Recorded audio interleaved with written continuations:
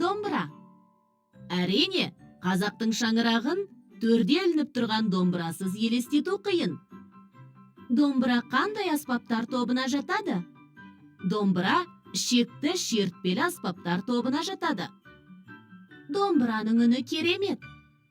Я, келісемін. Домбыраның күмбірлеген қоңыр даусы құлаққа өте жағымды. Алан, қарашы, музейде қазақ халқының атақты ақын күйшілерінің домбыралары да сақталыпты.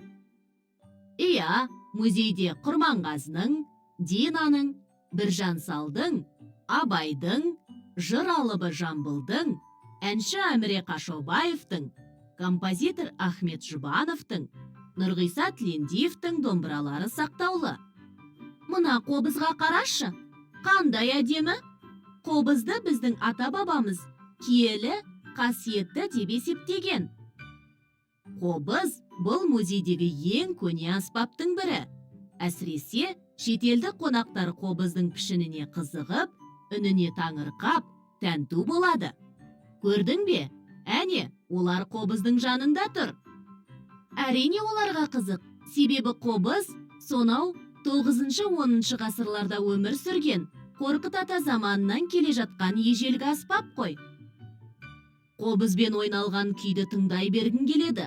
Қобыздың қою қоңыр үні адамның денесін шымырлатып, жүректі тербейді. Менің білуімше, ерте заманда қобызды жыршылар, бақсы балгерлер ойнаған екен. Музейде аспап түрі көп, әрбір аспаптың өз ерекшелігі бар. Басқа аспаптар жайлы қандай қызықты дерек білесің?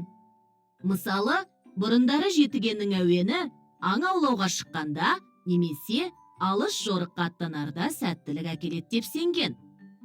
Көшпелі халық сапарларда қандай аспапты қолданды? Сапарларда хабар беруші ретінде сазсырнайды қолданған. Сазсырнай деген мынау аспап па? Осы, көрдің бе? Сазсырнай саздан жасалған үні ашық, нәзік, үрмелі аспап. Ой, мына бір кішкентай ғана темір аспапқа қарашы, қандай әдемі? Бұл темірден немесе күмістен жасалған шаңқобыз ғой. Мынау ұрмалы аспаптар, даңғара, дабыл, дауылпаз емес пе? Я, дұрыс айтасың. Жау шапқанда елге хабар беру үшін даңғара, дабыл, дауылпазды пайдаланған. Мына аспап құбырға ұқсайды екен, иә? Бұны керней деп атайды. Кернейдің үні өте ащы және күшті болғандықтан, әскери жорықтарда шабуылдың, жеңістің, сапқа тұрудың белгісі ретінде қолданған.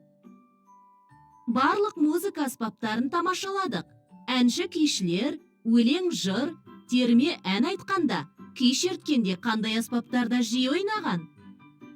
Әнші күйшілер, өлең жыр, терме ән айтқанда, күй шерткенде домбыра, жетіген, сыбызғы, қобызды пайдаланған. Қазіргі заманның дәстүрлі әнші күйшілері де домбыра, қобыздың сүйемелдеуімен керемет әндер айтады.